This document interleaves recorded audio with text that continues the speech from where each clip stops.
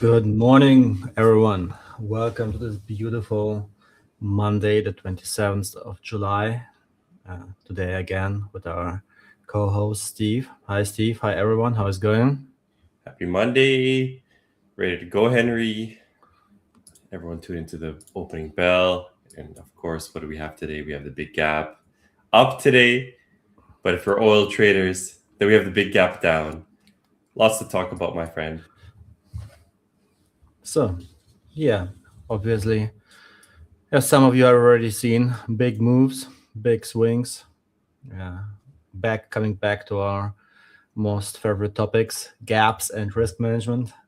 So, let's talk it through. First Yeah. things first, guys. Risk disclaimer. You just saw it. Do your own thinking. Don't trust anything Steve and I are saying. It's pure educational entertainment context. So, yeah, think for yourself and let's go. So, Steve, tell me, what are we looking at today? As you know, as Henry said, you guys, that's all the market really is gaps, inefficiencies, risk management, and then And tweets. It's gaps. It's gaps and tweets. expos from either Trump or Elon or big business leaders. And now I saw the news, Henry. Well, now the Nvidia CEO, I forgot his name, but of course, yeah, he's one of the top guys in the world right now in business. He now has an X account. Now he's going to be tweeting and posting on X, Henry. So not only Elon and Trump, but now the Nvidia CEO will be posting. So Yeah, let's pump it up. yeah, creating Let's some pump it up. splashes in the market. But that's what the market does, you guys. Has inefficiencies and then comes back to balance, and then the real trend goes on from there. So yeah, what we had this morning, you guys? We had a big overreaction, but you know what? It's just ongoing negotiations. That's all it is. Market's overreacting, and as we know, the algorithm likes to overreact on bullish news much harder than bearish news, and this is also affecting oil, where oil has a lot, I would say, a larger gap down in percentage points. But yeah, Henry can get into that since he looks at oil in the bigger picture and levels onto oil. So yeah, he'll look into his charts on that. But yeah, just a quick summary, guys. We got the gap, we got the levels, we got the ranking that we'll talk about later. But for now, let's talk about any incoming news that we have on the tape. And no surprise here, Henry, where it's Monday. We already had some economic events come out about 35 minutes ago. All were a miss. Durable goods.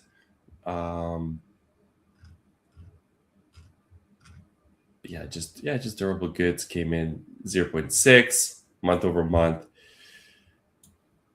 well below forecast and well below the previous number as well.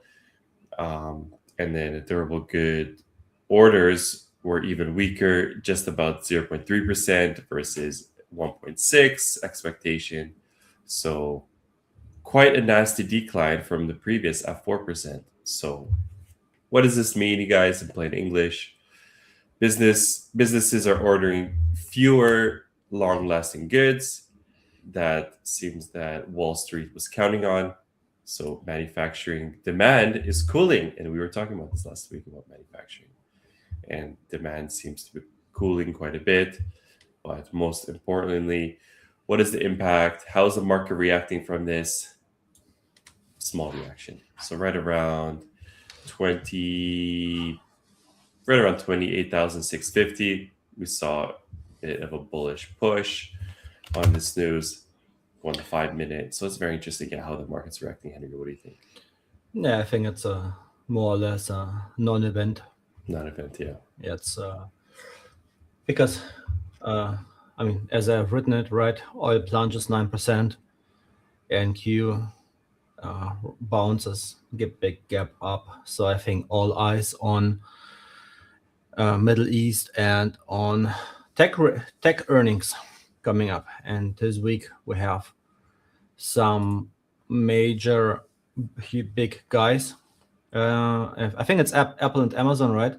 Yeah. And no, it's actually it's Microsoft, Meta, Apple, and Amazon. Four. So like four basically out of our 7, 8 big guys, right? So last week we have seen, who was it last week? Google and Tesla. Tesla. Yeah, so we are like two done for this week, and then it's Nvidia. I think it was in a month's time, right? End of August, as far as I remember, 25th, 26th, something like that.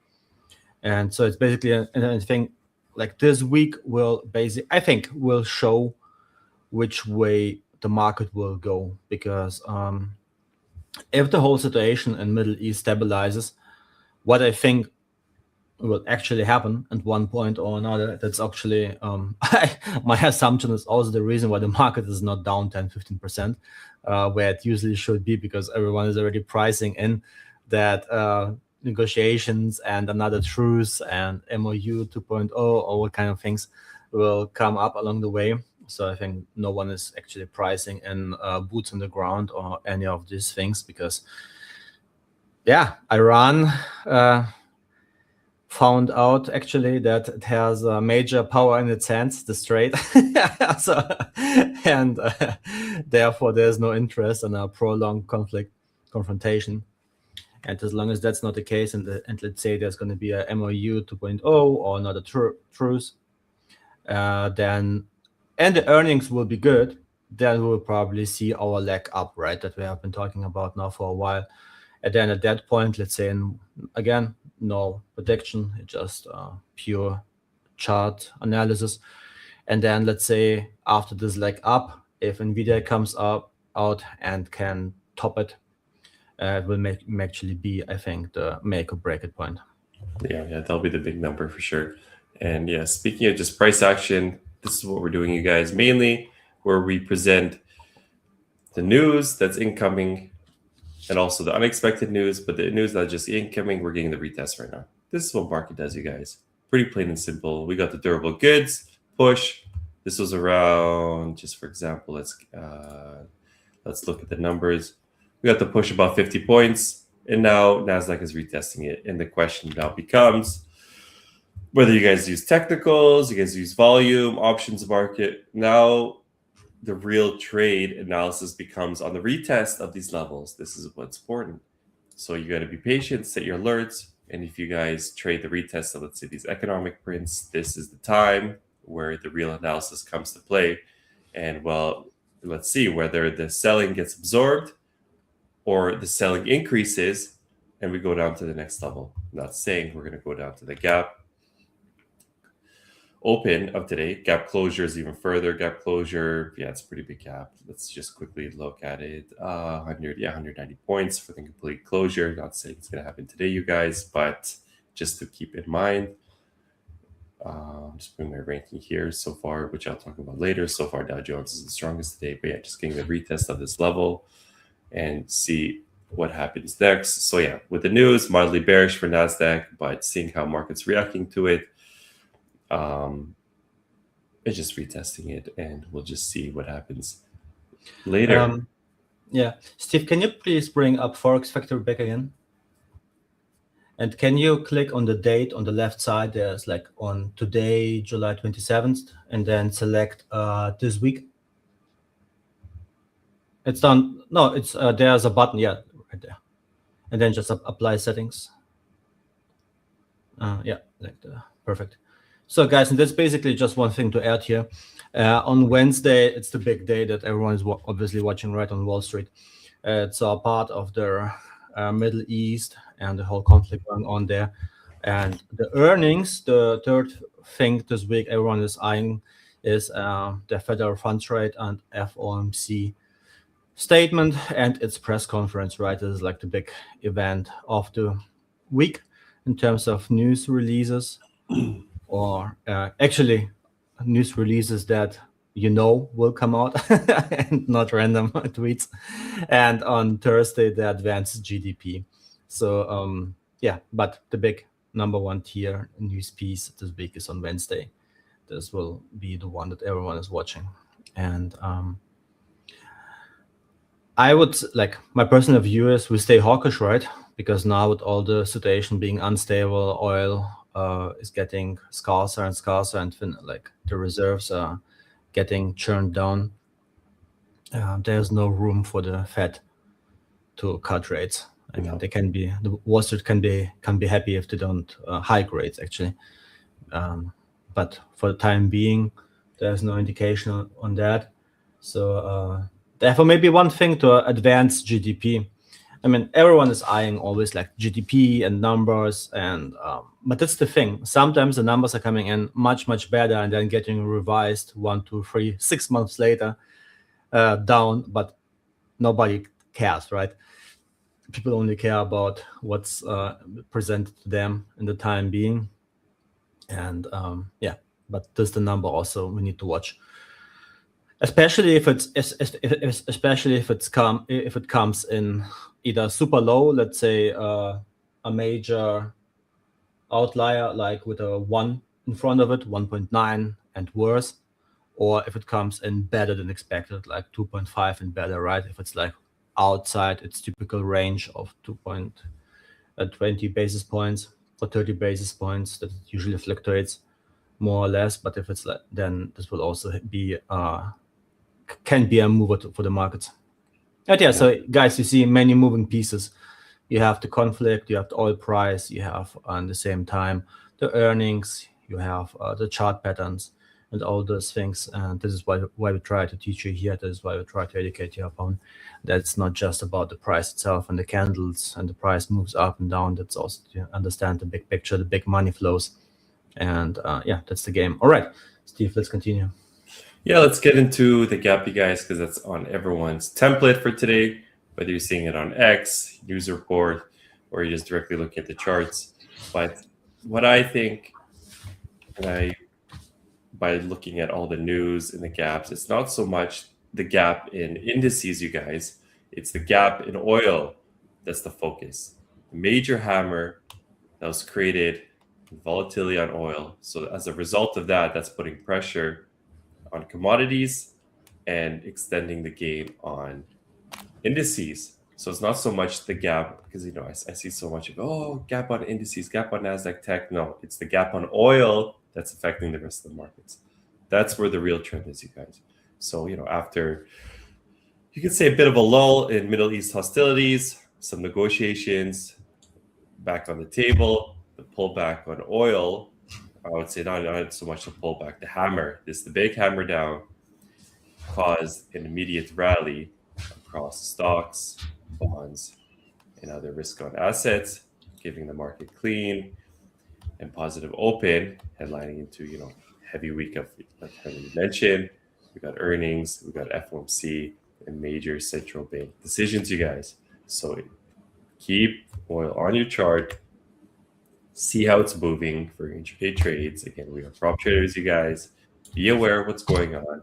In the past, we were looking at gold and silver, moving markets. Now, the eyes are back on oil, because the movements on oil are now dictating the trend with the risk on assets. So, lower oil is easing near-term inflation pressure and reduces geopolitical risk.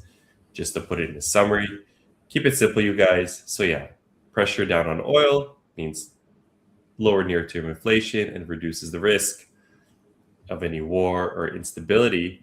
So just to summarize it, not to get too complicated, you guys, because again, with the strategies and your setups and your risk management, simplified, level to level, longer short bias, and we can definitely get into more. Any questions, you guys? Let us know. Yeah, I just want to add one thing here at this point. We have been talking about over the last couple of weeks, or maybe even months, that the big correlation play here is obviously, and it's currently still intact, right? As long as the situation persists, it's basically oil down, stocks up, oil up, stocks down, right? That's the big correlation play that's intact, and this is like our textbook example. What has happened here, as big gap down and stocks up, right? So it's, again, don't overcomplicate things, just follow the trend. And follow the trend, set your alerts. I'm setting an alert right now on oil right around 86.18. This is where the gap opened up over Globex, so this is very important. So the question will remain whether oil starts closing its gap first or Nasdaq. So I'm setting alerts right on both. This is going to help with my bias and just to stay disciplined and not, over trading, longer short, longer short. Pretty simple, you guys. This is the level of the day on oil, seeing who reaches that point first, and also keep it an alert down here on Nasdaq. And the question will become, who is lagging behind? Where is there a divergence? And we'll also get into that a little later, you guys, on divergence plays between indices, on the rotation, who's the strongest, who's the weakest. But for now, before Henry gets into his macro points, I just want to label, just because on percentage points, Nasdaq is more than Dow Jones. However, if you look at the ratios, you guys, Dow Jones is actually the strongest of the day, making new highs, pushing beyond the boundaries that Nasdaq and ES has been pushing beyond. And that's what I'm just looking and keeping in mind. So we have oil and indices. That's the play. Seems like oil is having a bit of a bounce right around, let's see how many points, about 170 points, 2%. So still ways away, but still volatility is high this Monday morning. So it's not so much the economic prints moving. It could be any surprise headlines. So keep that in mind. Open your financial juice, whether you use financial juice or Forex Factory. I wouldn't be surprised, Henry, if we get some surprise headlines. Turning the tape, volatility. So keep your key levels there, you guys. Volume as confirmation. That's always what I do to decide if the shift is there to hold or if it's going to reverse. So temporary bounce before the big events this week. So with the Fed, we got big tech reports. So just stay sharp, you guys. And that's all I have for now. So keep that in mind. It's not so much the indices creating the major gap. It's oil. Also, you can look at natural gas, but how do we look at oil? I know Henry doesn't look at Bitcoin so much, but it looks like Bitcoin has been much weaker than other risk assets. Didn't really have much of a gap and already testing the level down below, since this market does trade 24 hours. So just a quick look at Bitcoin, you guys, much weaker than indices. So that's also just something to keep in mind. I used to look at Bitcoin a lot back in the day, till maybe 1-2 years ago. Yeah. But I have the feeling that after its less bullish run to 120, its function as a liquidity provider indicator has kind of been exhausted, right? So because stock's been pumping up and Bitcoin went down, stayed down, like did nothing. So therefore I kind of stopped looking at it at one point once it might not, right, to reestablish itself again as a leading indicator or whatever in regards for the money flows and for volatility. I might start looking to it again. But for the time being, that's the only reason. So I have no opinion about Bitcoin. It's basically I just always only look at different assets once there's the right time to look at them. Yeah. And you can look at it as an index, like a hyper risk on index, very much more aggressive than tech stocks and AI. Still super liquid. It's in the $1 trillion market cap right now, or has been for a few years now. So you could say yes, it's used as money flows, used as an index. So take away all your theories, all your theories, conspiracies, what Bitcoin is, what Bitcoin was. It doesn't matter. Money flows in and out, same as indices, same as Nasdaq. That's all you guys should be looking at when it comes to the Bitcoin market and maybe Ethereum. But let's just stick with Bitcoin, because all we're looking at is rotation plays. Who's the weakest? Who's the strongest? And if Bitcoin was, let's say, reaching new highs, I would probably put it on my list. But because, like Henry said, it's down at the lows, retesting the highs from 4 years ago, if you look at the halving, and it's still in its bearish territory. So just back at Nasdaq right now. Nasdaq selling off right now. We have open Henry in about 10 minutes. And the question will become, I just want to quickly bring this up. Look at the gap that we were talking about last week on Thursday. It got closed about 2 hours ago. And this is something I was going to mention too, because I had an alert up here. It says we still have a bit of an inefficiency right around 28,730. Still hasn't been closed during the pre-market, but then my alert got hit about 2 hours ago. Closed it perfectly, and now we're getting rejected, Henry. And this is what markets do, you guys. This happens every time. I'm not saying it's going to reject every time this flawlessly, but this is what the market is. There's overreactions, inefficiencies, comes back to that efficiency, and then the real momentum and the real trend could start after that imbalance is balanced. And that's how the market's working, guys.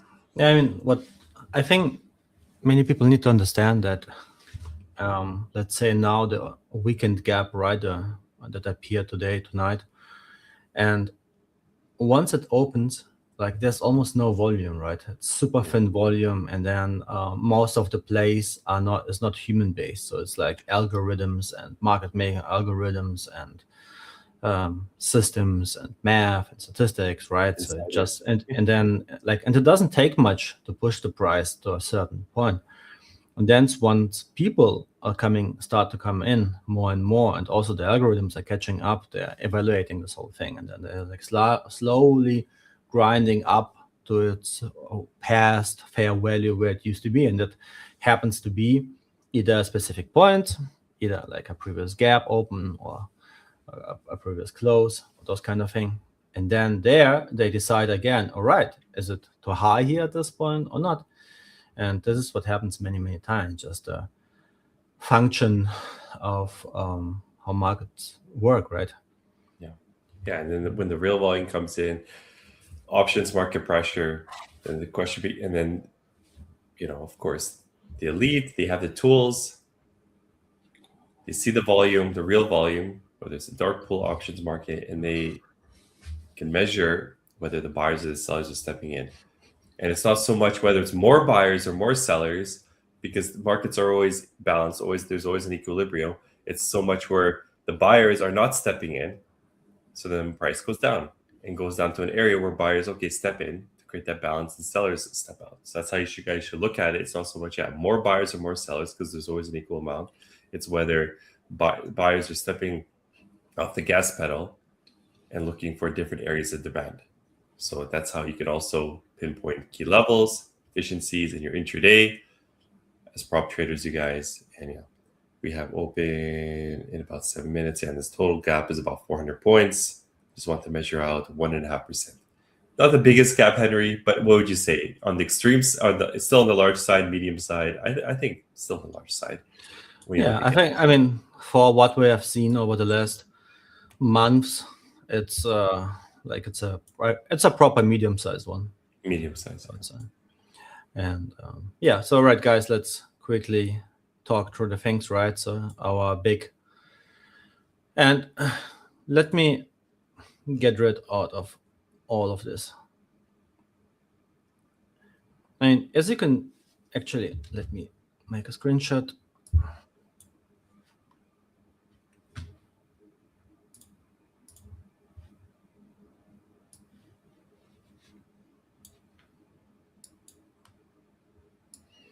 There are now different ways how you can draw it, right? So one could argue it's our diamond formation, top formation, that would actually not be in place, right?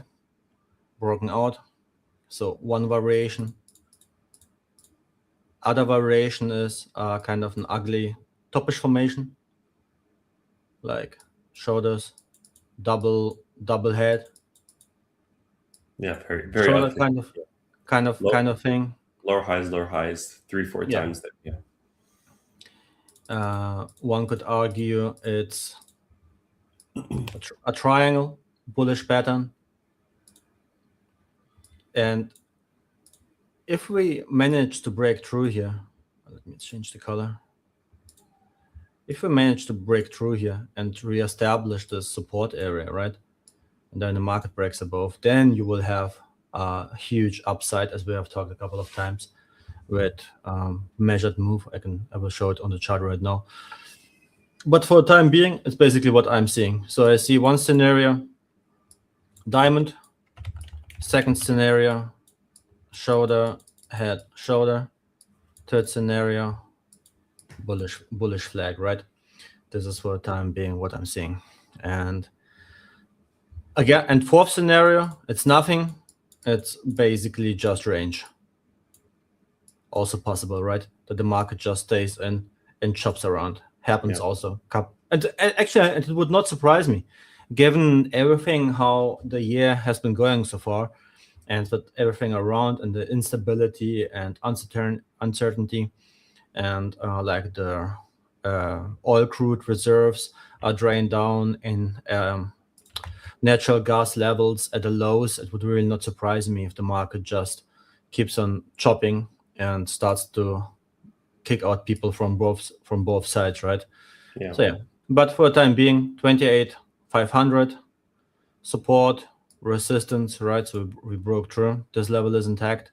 So if we break below, and then it's a down scenario for me if we were able to close here above the 28,500, then next target 29,300, and then above the 30,000 level. That's like from level to level to level. And yeah, guys, be careful. It's a huge range, super volatile range, right? Doesn't seem much from on the daily chart, but if you zoom in, let's say on the 15-minute chart, it's super volatile price action, right? And you get smacked if you don't, if you really look at it from this perspective of risk management. Then 20-30 points is nothing nowadays. So what you usually should do is you should cut down size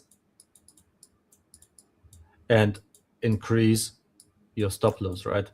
This is what you need to do. So it's basically risk adjusted sizing, risk adjusted position management and risk management, or volatility adjusted risk management, right? But most of the people don't do, and they're like, yeah, I always trade it this way and I will not change. Yeah, well, if you don't change, then the market will force upon you the change that you don't want to have, because then you're gonna kicked out, because 20-30 points is nothing, right? It's market chops through it in 10 seconds, 5 seconds. And yeah, but if we zoom out in 15 minutes, so you see here my 28,500, it's more or less here. And this is, I think, the actual area of interest. Because if we manage to close down this gap here, it will be, in my personal view, it's a little bit too deep. It's also a little bit too deep in terms of the structure what the market has done, because here it tested here, tested here, tested here, right? So, and this is more of an outlier, more of an liquidity absorption there. So if you go all the way back here, in my personal view, that would be too deep. Then I would need to see a kind of V-shaped recovery back into this area for it to be a bullish scenario. If we go down here and close the gap, then more likely than not, we will see a continuation to the downside. Just my so just an overreaction, because nothing was confirmed with these headlines here. I don't know if you saw any major headlines, the negotiation with the Iranian deal. Now the Iranians are coming back saying, "Oh no, it's going to be on our terms, not Trump's terms." So it's, I think it's an overreaction. Yeah, that's the thing, right? I mean, what does the U.S. government expect? It violates the MOU, right? Starts escalation again, and they think that they can get back to the same terms as 2 weeks ago, right? No, then if I would be Iran and I would have the higher leverage, I would also say like, all right, maybe we will adjust some things here and there now in our favor, right? And then the US again has the issue losing face, losing its status, credibility, whatever, however you want to call it.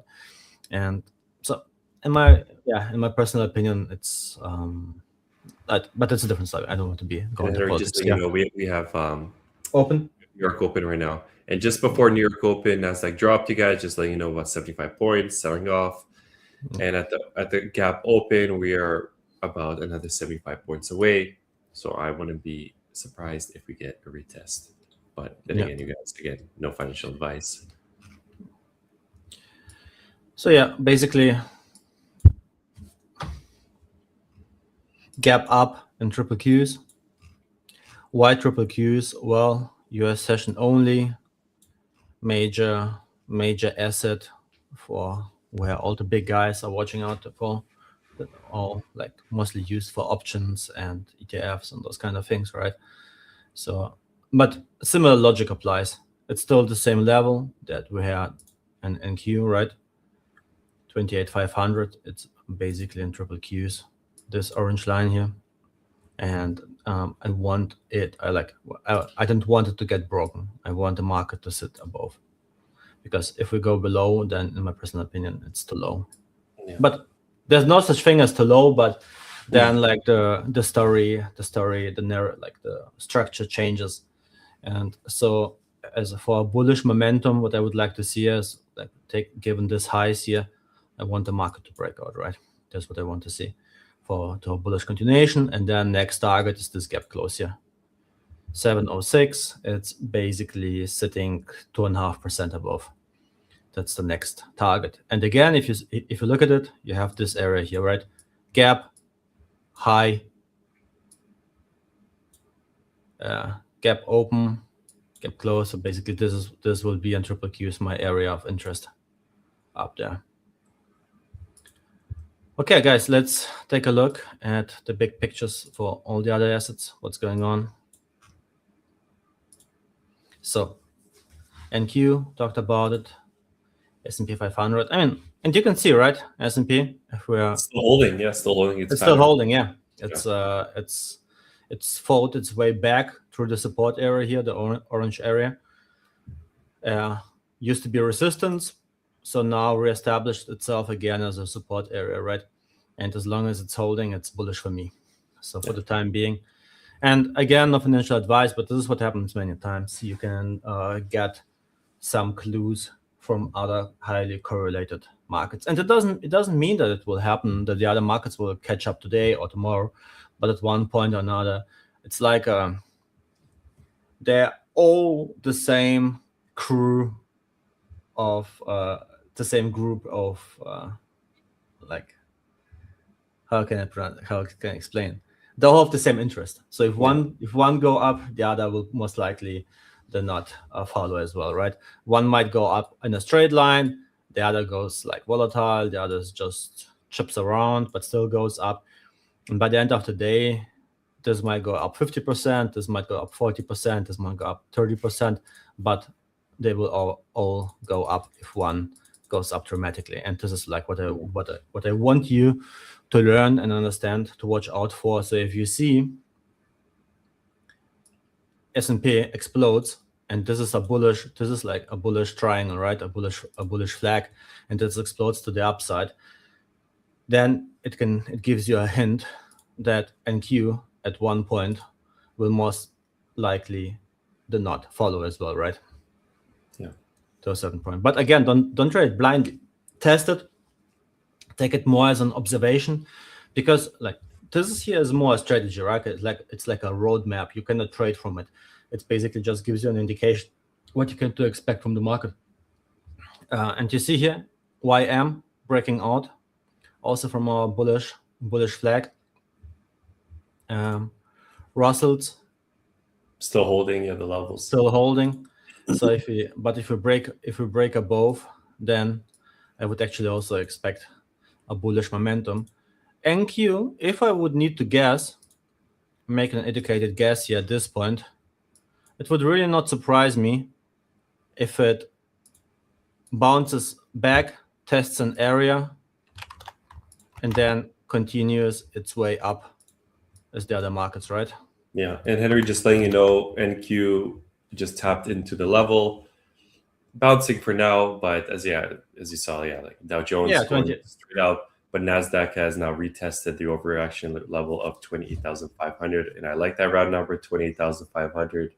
So yeah, my signal went off much faster than oil, but it's interesting. Yeah, I'll bring up the charts later, but it's just interesting how I had the alert you guys on oil and Nasdaq that was the first one to tap into that level. So yeah, and I mean, you see, guys, this is how it works, right? We have been talking about this 28,500 level a lot, and again, it's not math, it's not science, it's more art, right? Chart reading, chart analysis, but those things, they work. They always work, they will work. But again, just grab a style that you like, learn everything about it, test it. Oh, okay, that was actually a super fast reaction, huh?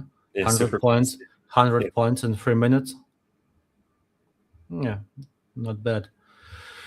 Yeah, And again, we are intraday traders here, right? So be careful with your stop. How do you trade from here? Well, you need to size down, right? If you have volatility like this, then again, 20, 30 point is not enough.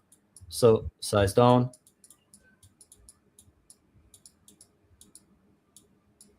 And stop loss up. That's the only way what you can do here. And then basically waiting for more confirmation, waiting for your strategy to hit. And there's no right or wrong entry strategy. It's just something that you need to be comfortable with. All right. Let's quickly. Yeah, strong reaction, fast reaction. But then again, guys, we are 5 minutes into open. So we have to speak fast because, yeah, strong reaction. I know many of you are trading, observing, but on my end, I'm only marking up the levels, marking up the alerts. And yeah. Maybe look again, our round number, right? We did not hit it. We were not able to get close to it. So for the time being, what do I see here? For me personally, it's a bearish continuation pattern. So as long as 4200 is not broken and we stay below, that's basically my leg down, and that's my continuation second leg down. That's basically how I would see it, right? Because it's a big formation.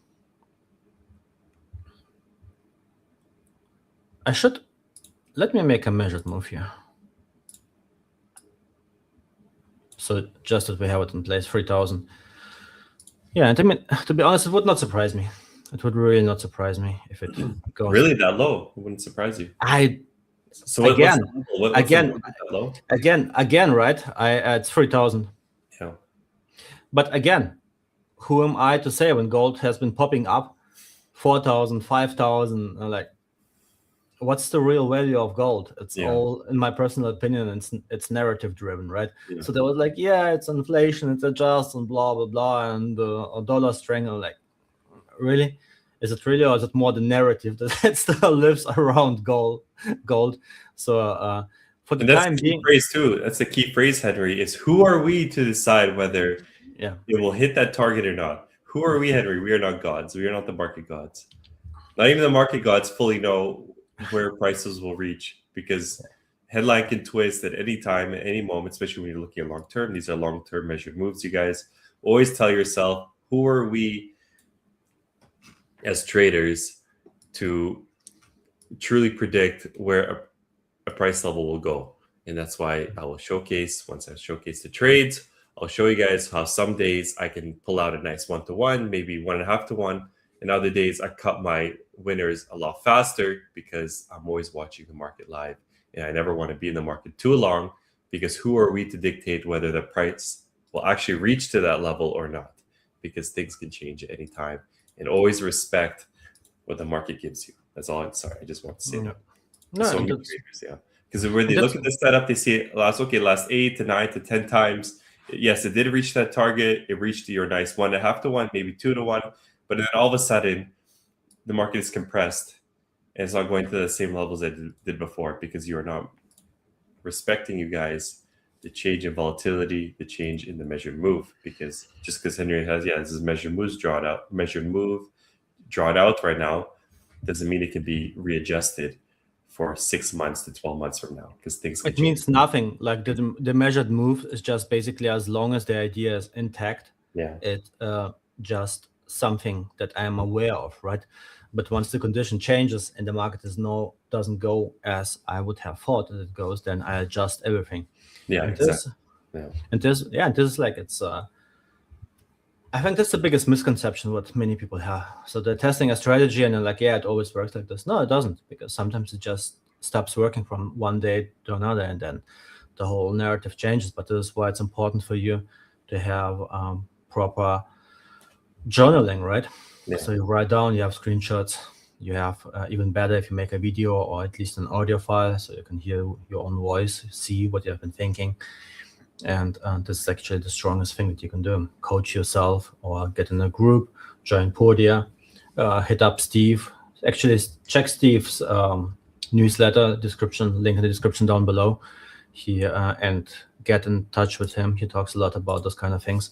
So yeah, also make sure to subscribe to Podia, turn on the notifications. We don't go live, not daily, but we try to go live a couple times per week. So yeah, subscribe, get notified.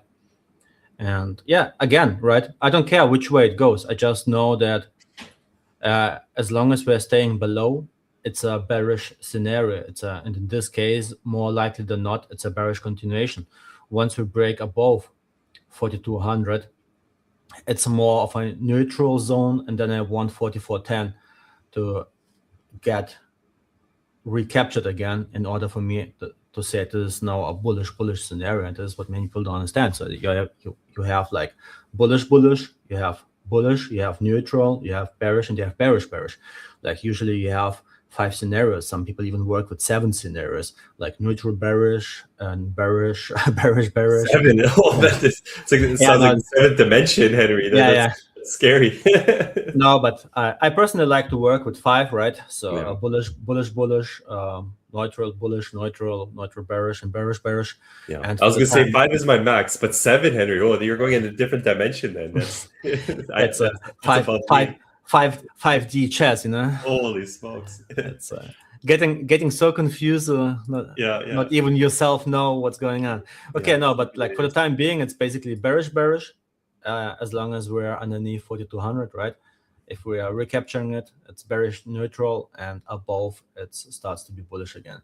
Yeah. So this is how I see those things. And this is actually, if you would program an algorithm and you would design a system, this is how you also would implement in terms of sizing, position sizing. So you would break it down from the big picture to the intraday level, but that's another topic. Silver. Sorry, just quick heads up, you guys. Yeah, Nasdaq really selling off, Henry. We are now only about 150 points from the gap close, not from the gap open, but from the gap close. So just interesting note, you guys, Nasdaq is selling off, a lot of pressure. So don't be blindly entering at these areas, because we just surpassed that pivot. And now we are, sorry, Henry, I just want to quickly, because we're selling off big right now, Nasdaq. Yeah, now 130 points away from the gap close. So we might get it today. We might, yeah. And again, right, we don't know. And this is like things like this, like days like this today, are super hard to trade, because you think like, all right, it's a huge gap up, oil is down, right? So everything looks good. It must continue. It must continue, yeah. And then you just, but again, right, guys, you can have the best system, but you will have those days where the market just doesn't work in your favor, and that's why it's important to have proper risk management in place. That's why it's important not to copy trade your accounts blindly, but to rotate them. So you basically maximize the amount of shots that you have for a day, instead of just leveraging up. And this is what most of the people are doing, right? It's they're just leveraging up blindly across all kind of different accounts. And this is why we're always preaching about rotation and instead of leverage, but that's another topic. Okay, so guys, let me circle back to silver. Yeah, silver, same. No worries. I just want to, for some people that might be interested in. So silver bearish as well, right? As long as we don't break above our resistance levels here. Crude, yeah, I mean, we talked about it last week, the run up. How far can it go? And again, you never know how far it can go. It could have gone higher, right? Yeah. It could have gone higher. There's no looks like a short squeeze. Yeah, honestly, that move that happened last 2 weeks, just a short squeeze up. Yeah. And so yeah, how long can it go? Who knows? Again, with commodities and with everything that's going on, I see this support area here, like the really small one, but it means nothing, right? So I would think the 78.86 level that we previously had might be our resistance now. This one here. But for the time being, I would say, guys, it should not break through the 80 level. It's like the psychological. I think I have to clean up a little bit. It's too messy. See nothing. Yeah. Okay. So yeah, for the time being, I would say let's just take a round number. We have this gap here, and let's call it a round number 80.00. And to be honest, I think also this is where the market is still quite comfortable sitting in. So if we sit between 90 and 80, somewhere in the middle, it's manageable in terms of risk, right? For sure, everyone wants it that it goes below 80 and below 67, but as long as it doesn't explode above its highs from last week, everything is fine, at least for the time being. Brent, similar story. Also, I would say 80 level is also fine here. And guys, you're like, some of you are asking like, yeah, round numbers, what does it matter? Well, if you are, think about the headlines you are reading. You don't read, oh yeah, oil, we're watching the 100, like the 99.30 level. It's always a round number. It's always like 100 level, oil at 105, 110, right? And it's always like those round numbers that they're talking about in the news. And this is how you need to start thinking in this regards. So if everyone watches those levels, then this is what you also want to start watching. And yeah, so, but again, for the time being, I would not say it's, obviously there's a bullish momentum, right? But at this point right here, I would only scalp around. So I would see, all right, we have the gap close here. So I would watch out for the gap close, for the open today. So those two levels I would watch out for. And on the downside, basically for 80. Because you don't know. And then obviously always having your news open. Financial Juice, Forex Factory, X, whatever you're looking at. Because one headline, it's all it needs. And it goes. It goes. Yeah, if there's a big headline, you guys, and yeah, follow me because I'm always posting the big headlines, low volatility shakeout. Of course, no opinion on whether it's bullish or bearish, but just if there's a little shakeup in markets, anyway, you guys will see me. I'm always posting about it. Yeah, for awareness. Definitely. And triple Qs. Let's say we're still looking at our orange area here, support area. So the market currently paused there. Let's see if it will be. I'm actually quite sure that it's probably a Fibonacci level that is also there. Oh yeah, look. So we were basically not able to pass through the 50%, or we extend a little bit.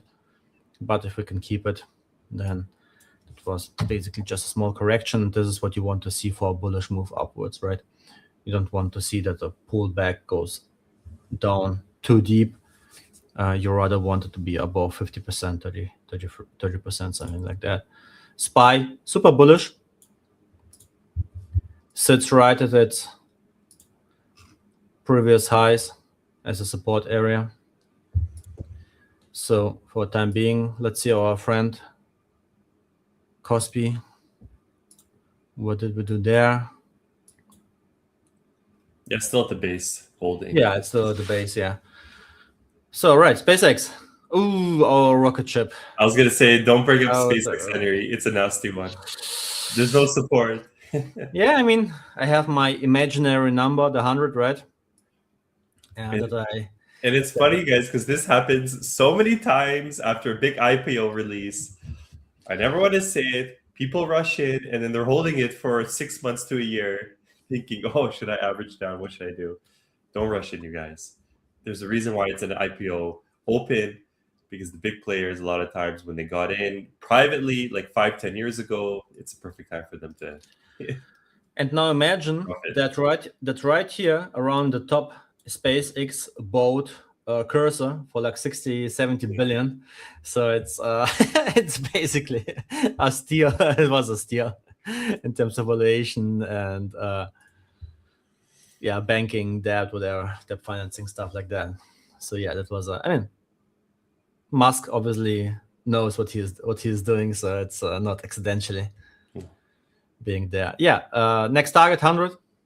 If we break below 75, right?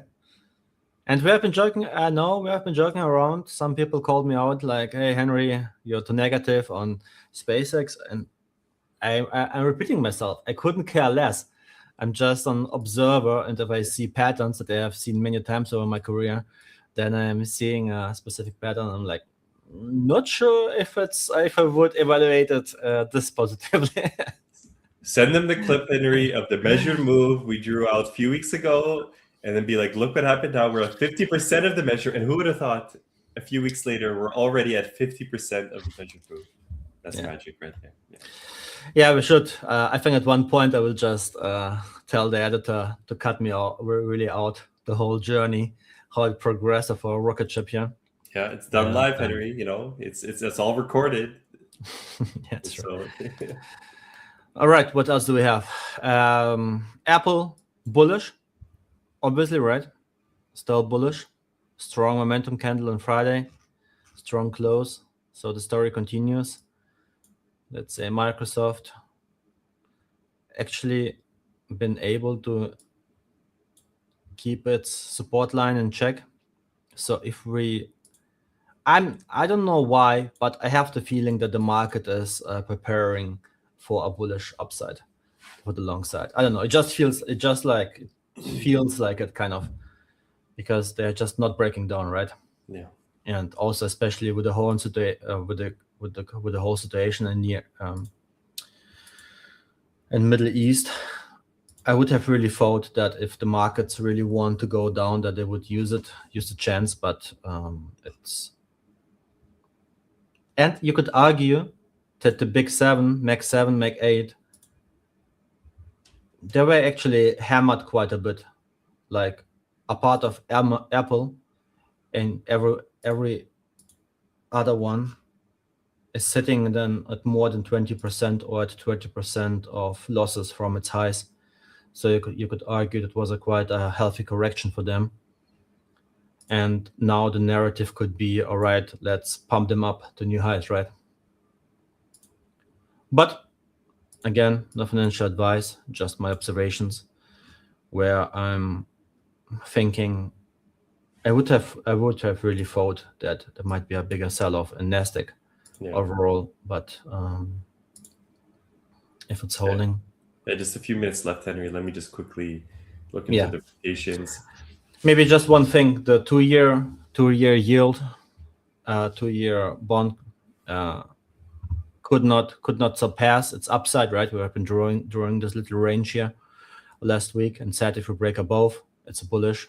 If we break below, might be bearish. So guys, just be aware of that. All right, Steve, let me pass it to you. Yeah, let's get into you guys quickly.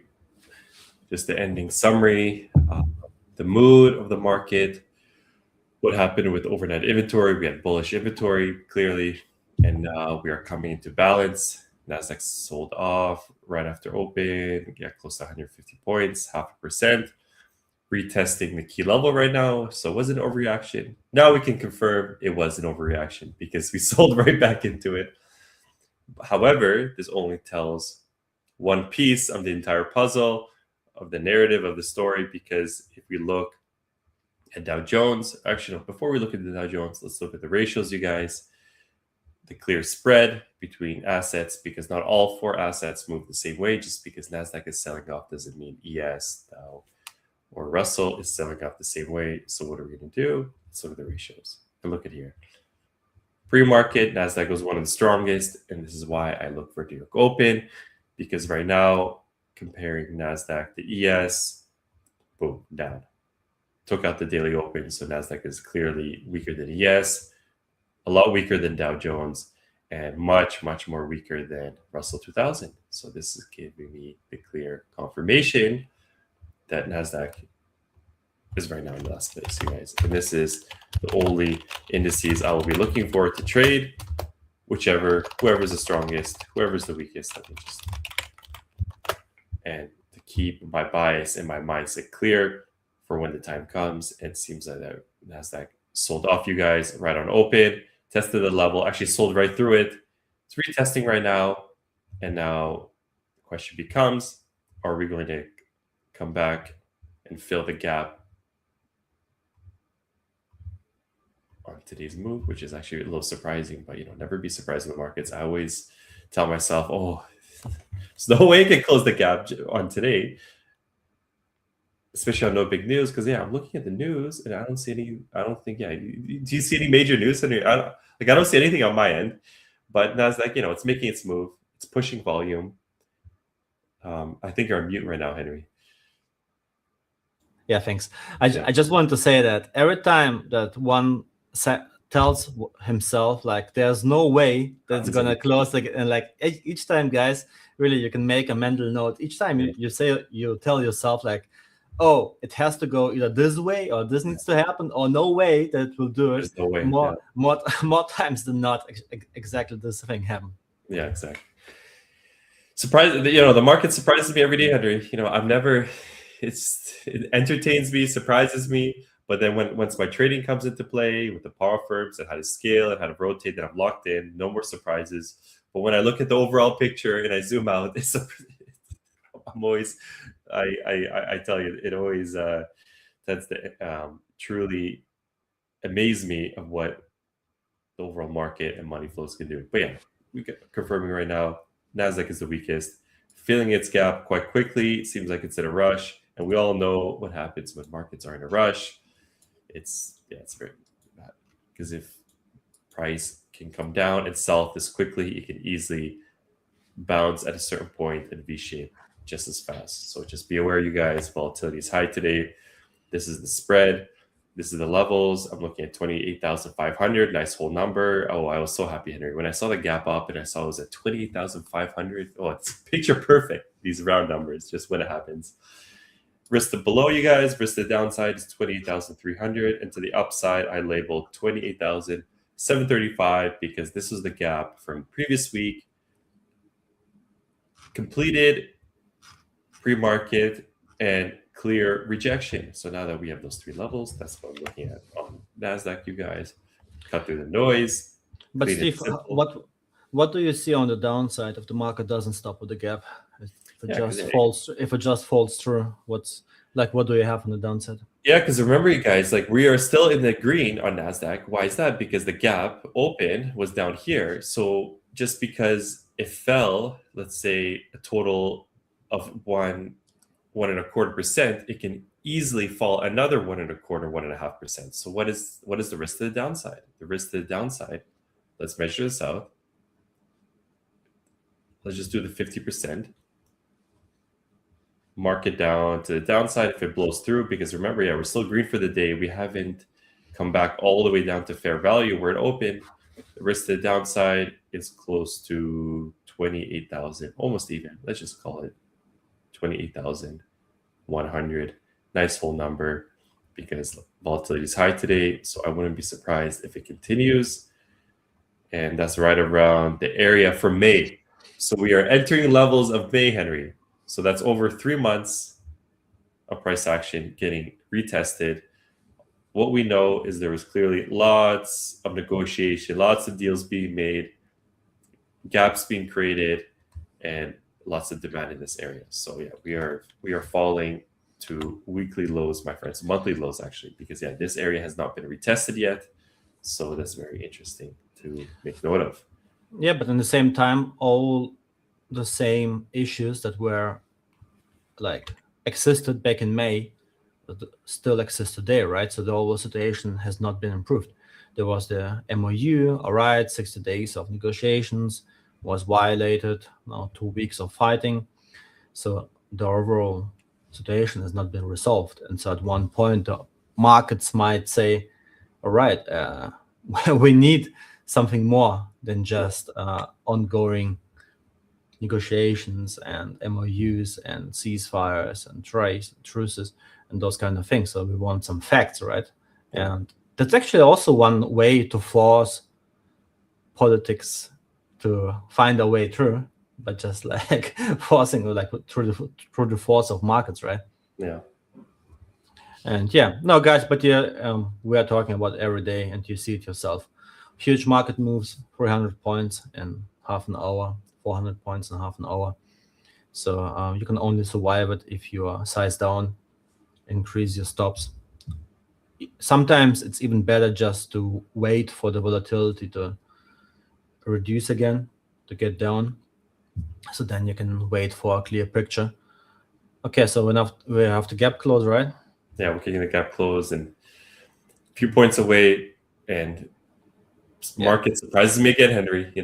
My mindset clearly was today, maybe we'll close it later today. We got FOMC, we got some big events. But no, it didn't want to wait for FOMC. Didn't want to wait for a new Fed chair. And we got the gap closed. And that's it, half an hour into open, you guys. So yeah, trade safe, you guys. It's Monday.